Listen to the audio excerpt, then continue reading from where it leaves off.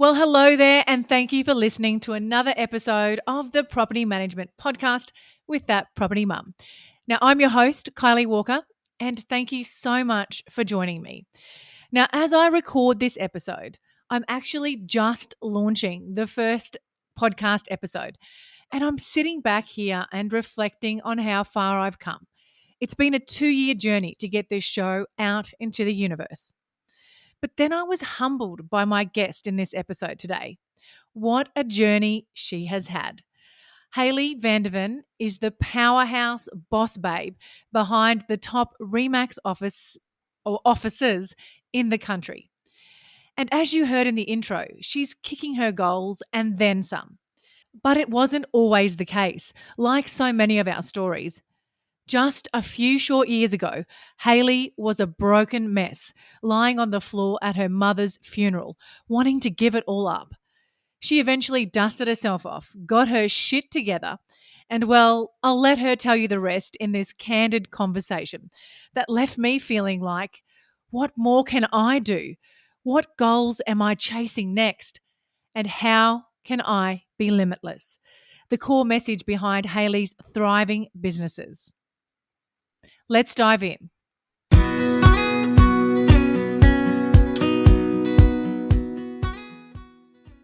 Thank you so much, Hayley, for joining me on the Property Management Podcast today. I am super excited to have you here. Now, before we dive in, can you just give our listeners a little bit of information about yourself and how you got started in the industry? Oh, hey guys, thank you so much for having me today. I've got probably one of those typical real estate stories in the sense that I was only 17 when I started on the front desk. And believe it or not, 20 years later, I'm still here. But now, instead of being on the front desk, the business owner of 4 offices. That is amazing story. Did you start off in property management? Was that your first stepping stone? Yeah, after I was basically, as soon as I had my license, after I turned 18, I got to go into property management, and I spent, between 6 or 12 months there as part of my traineeship. That gave me a huge grounding, and I often say to people, like, probably one of the best experiences that I've had in the business. It gave me that holistic kind of view of what makes the business tick, but also showed me how hard it is to be a property manager. Absolutely. I'm hearing you. Probably like yourself, I've sat in every single seat in our real estate businesses over the years. So there's not a job that I haven't done, and there's not a job I wouldn't ask anyone to do in the business that I haven't done myself. So I can totally relate to that. But I want to start off with a big question today. Um, now, it's on my mind, and I'm sure it's going to be on a lot of listeners' minds as well.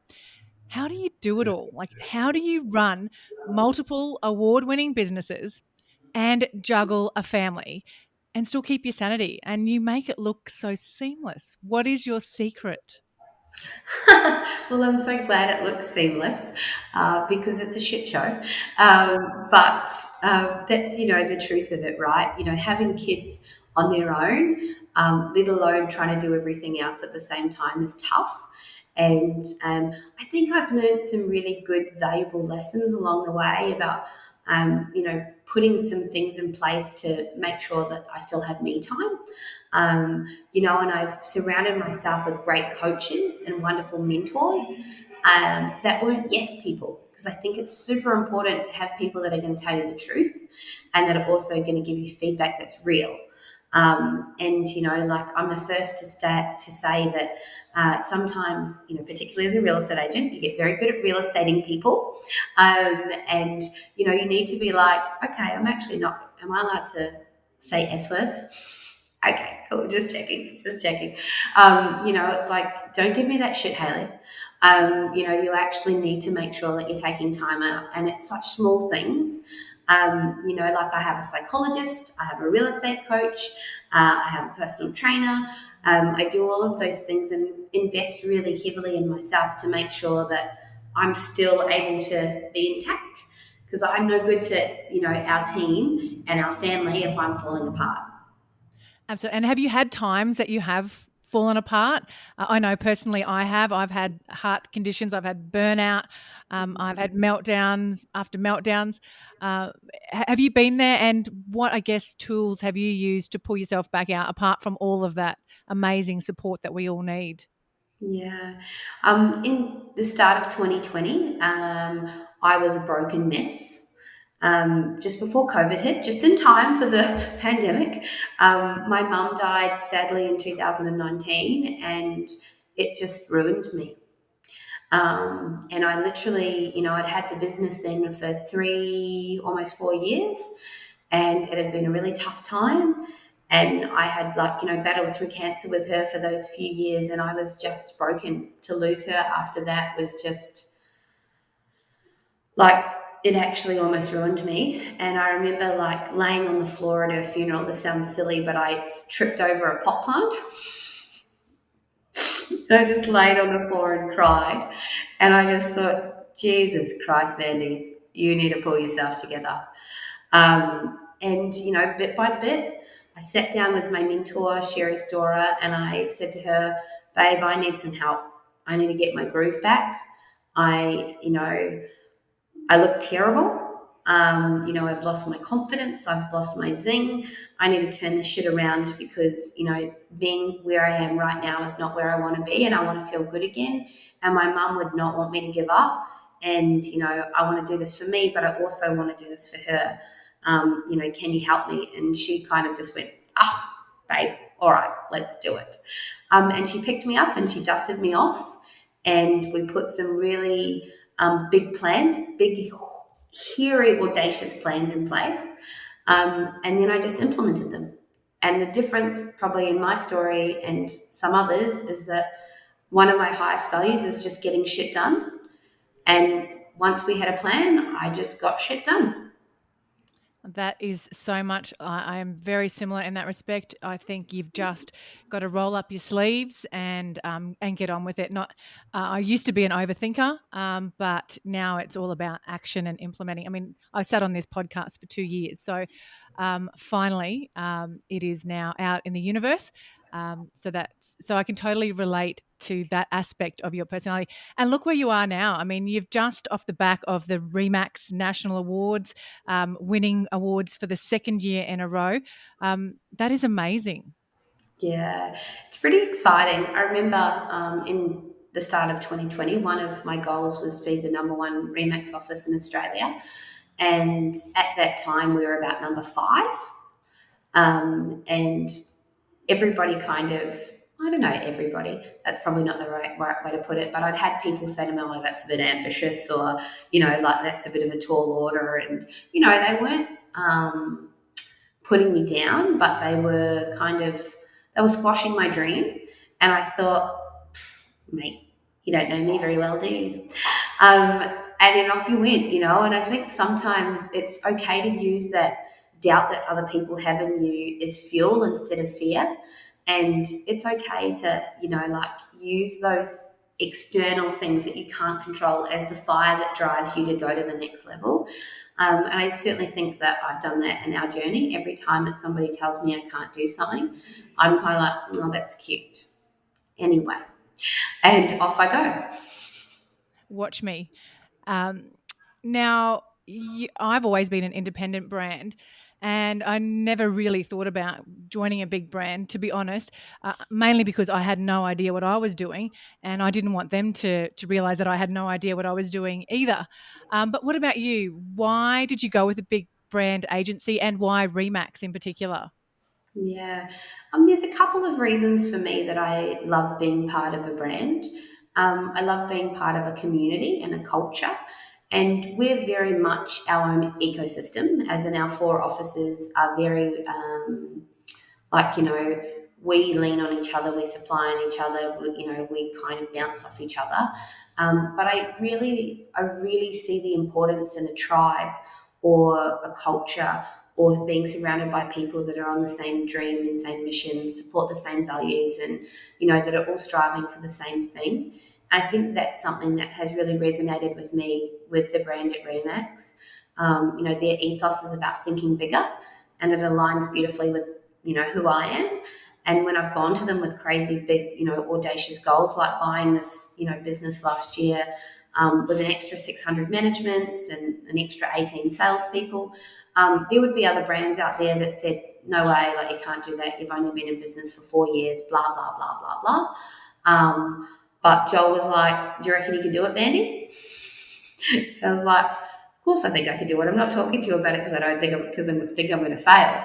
And like we went through the plans and the strategic planning and the processes and all the bits and pieces, and they said, I think it's a great idea, and you've got our full support. The beauty of that being that like when you do have people that have your back and that do support you and align with your values. And one of our biggest, I know I say values a lot, but that's something that's super, super important to me as a business owner. It's the culture or the undertone of our entire business is around being limitless in people's thinking and in their growth potential and in them building their personal brands. So probably why I was first attracted to ReMax is because I was a salesperson and I was really big on my own personal brand. And the importance of that. And as an independent, Kylie, your personal brand is your most important asset, right? Because people buy into you as an independent. They don't buy into the brand, they buy into you. But our ethos as a business is, in fact, a personal brand. So we actually don't, hang our hats on the word ReMax. We hang our hats on each individual building a strong personal brand because we know that people actually list with people. And they don't actually list with the name on the door, they list with the person that that is going to sell their home or who is going to manage their property. We've all seen it before. A good property manager leaves and out walks 10 or 20 managements. Oh shit, it wasn't actually about me, it was about how awesome my property manager was. Absolutely. And you guys do an amazing job with that personal branding as well. All of your team across the board, it's very impressive. So if anyone was listening then, and you kind of mentioned a few things just then, but if anyone was listening and wanting to start their own agency, what are the top maybe 3 benefits of being with a brand? I don't think the question isn't brand or not brand. So it's not independent or brand. I think the question is what are your needs and who best caters to those. So if you're a brand new agent and you've not got any experience in real estate and you're wanting to open your own business, that would be super hard on your own. Like the trial and error, the reinventing of the wheel, all of those types of things, that'd be really, really difficult if it was just you starting from scratch and your overheads would be massive, or like there'd be a lot of risk attached to that. But there are brands out there that are wonderful blueprints for new business owners. For experienced salespeople or experienced property managers that want to branch out and have their own business. The beauty of a brand is it usually comes with a pretty detailed strategic plan and business plan. They usually have all the blueprints and maps on what to do and when to do and who do you do it with. That's probably the big benefit, I guess, to being with somebody that does this all the time. I know that when, we have agents that, transition to us from other businesses, we have all the plans in place. We actually do it all for them so that they don't have any downtime. Because I think that the setup and the planning and the thinking and the redeveloping of ideas takes so much time. And one of the biggest things as a business owner is understanding that your time equals money, and that is it worth it? Is it worth reinventing the wheel and investing all of that time, which is money, into going it on your own? Or is it a path of least resistance, at least for your first franchise agreement or, whatever it may be, to follow a blueprint, have a plan, have somebody else do the hard yards for you, and then use that to springboard? There's a lot of merit to be, pointed out around leveraging other people's skill sets and knowledge. You don't have to do it on your own. Absolutely great lesson there for anyone wanting to start their own business. Now, you've said you've got 4 offices across multiple locations. What are some of the systems or procedures, or the key systems or procedures that you've got? I know I've had multiple offices across different locations, and to be honest, I felt stretched way too thin a lot of the time. So, what are some of the systems and procedures that you've put in place to help you manage that seamlessly or stress free as you can? Yeah, stress free. That's so cute.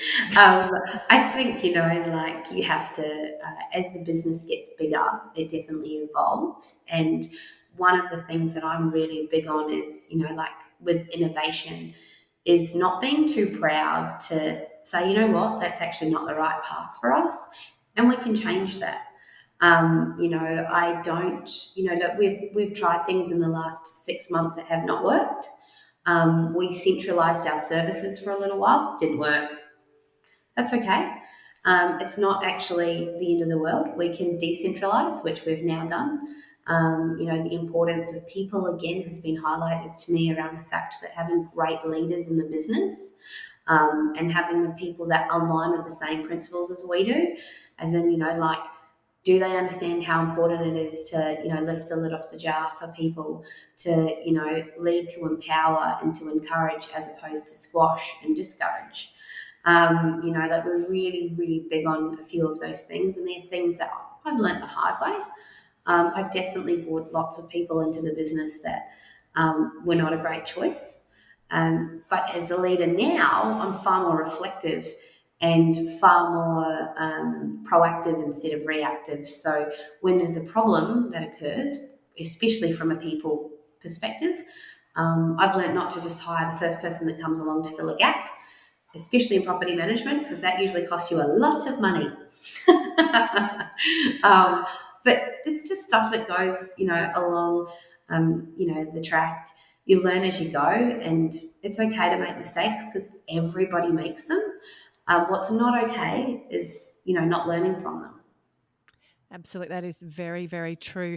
And let's keep talking about property management there for a minute. And I know you're a selling agent and principal, um, and sometimes there's a real disconnect between selling agents, the sales department, I guess, and the property management department. But you've also been the property manager and the receptionist, and probably various other hats, probably sign hammerer, inner, and Yeah. photographer, everything. But what is your thoughts and philosophies around your PM team or department? How do you integrate that so that you're all sort of one team under the one umbrella? Yeah. Well, I haven't actually sold property for the last 6 years. So when I bought the ReMax results business at Morningside, I made a conscious decision to be a non-selling principal. Because I'd sold, for I think 12 or 13 years prior to that. So it was really important for me to almost pick a side. To build a big business, I feel like you really stretch very thin if your priority is actually your buyers and sellers, as opposed to my internal clients, which are my agents and my property managers. And I've always prescribed to the theory of one team, one dream, and it sounds really wishy-washy, but it's important for me not to have favourites. So, it's like when you're a mum and, you're like, oh, that kid's so naughty. Doesn't make him any less favourite, but he's just a pain in my butt. And sometimes there'll be issues on both sides of the fence in sales and property management where you just like shake your head. But they're both two very, very important parts of one massive dream for us. And integrating the property management team into the sales team and the sales team into property management team is super important for me because I needed to feel like they were connected.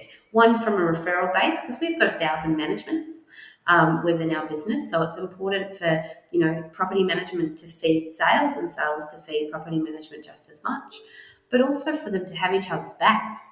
Because, if another agent walks into the office to grab keys to do an appraisal on a property, I want to make sure that that property manager is on the phone to a salesperson to let them know ASAP so that that business doesn't walk out the door. And vice versa, if the agents are out in the marketplace and they have the opportunity to refer into property management, if they don't trust the property management team, guess what? They don't bother. a let fee doesn't mean much to them, you know what I mean? And often it's more relationship, and I can see people walking past, sorry. It's more relationship based, and like, rather than what's in it for me. And I just would like to think that they trust and have a great relationship with each other. That's absolutely right. It should be all one team under one under the one umbrella, and avoid losing any business out of. It's so hard to get business sometimes in different real estate markets. It's so important to keep as much business in your door as you possibly can. So I think that's a valuable lesson there for anyone listening about connecting those two teams together. Now, I am a big advocate of personal development, and it sounds like you are as well. Can you just share with our listeners something that you think will help them, either a book or a podcast or an action item that they could do today when they finish listening to this episode? Well, of course, subscribe to the Property Management Podcast. Um, but honestly, I think that there's, like, real merit in people making that time for themselves and being really strict on it. It sounds so silly, but I remember my psychologist saying to me, Hayley, you need to go and have a massage every week. And I'm like, what? That's ridiculous. Like, I don't have an extra half an hour every week. That's absolutely insane. And she's like, you don't understand the benefit for your mind, your body, and your soul when you're actually doing that. She said, even for your immunity. She's like, the benefit of this is huge, right? And I thought, and she's like, I want you to go and get a blood test so that we know what your B12's like and what your zinc is like, and all of these things that you think, I'm fine. I feel fine. I feel fine. But can you believe it? The moment that I started doing all of that stuff, I felt a million times better. And I didn't even know that I wasn't at peak performance because I felt fine. But imagine what it's like to wake up and feel good. And that was a really life-changing moment for me. And sometimes I fall off the wagon and I forget to go and get my weekly massage. And then I get out of the habit of it. And then I think, oh man, I'm so buggered. And then all of a sudden I'm like, oh, I need to go back to having my massages. And it's like 30 minutes. So it's actually not that hard. I go in my lunch hour quite often. I just tell her not to touch my hair. I'm like, don't give me a head massage, you'll ruin my hair. But, like, it really is just such a small sacrifice. At times when I've been really rushed, I've just gone to the head and shoulder guy I think it's like $15 or whatever. And he just does a quick head and shoulder, like shoulder and neck massage that's in the like shopping center. That'll do it. And, like, obviously the trying to eat right and exercise and do all of those things, I'm honest, I fall off the wagon with that all the time. I think to myself, I'm only going to drink on the weekends, and then I fall off the wagon, or there's an event on, or whatever it may be. But I also think you've got to be kind and realistic to yourself, that sometimes it's okay not to be perfect. Absolutely, 100% agree with you there. And you're right. You've just got to take those small little steps and make them habits. If you fall off the wagon, get back on it the next week. But I think it's even more important as working mums. It's important for everybody, but in particular working mums, because you've got to have something left for your kids when you get home from work at the end of a long day, or on your weekends. You've got to have some energy left and some spark left. Otherwise, you end up taking taking things out on them and not being as present as you need to be with your kids. So would you agree that as a working mum, you've got to make sure that you're filling up your own tank first? Yeah, absolutely. And I'm the first to say that I'm on my phone way too much. And I'll often, like, be there at night, and they'll be sitting on the couch with me and we'll be watching a show or something like that. And I'll be working, I'll be returning emails, and, because there's over 100 people in our business, and it's easy to just like, I'll just get a few emails out of the way. But when my 7-year-old says, Mum, can you get off your phone? You're always working. You're like, ooh, and I've got to be present. I have to make a conscious effort, because he's noticing. Like, he's not a baby anymore. He can tell that I'm not watching telly with them. And that can sometimes be really, really hard. So it's something that I'm working on massively, to try and be a bit more present and a bit more, available to the kids, particularly at night. Yeah. I'm the opposite now. My kids are all teenagers, so I'm begging them to come and watch TV with me and telling them to get off their phones. So the table has turned now for me. Um, but thank you so much for your time. How can our listeners connect with you?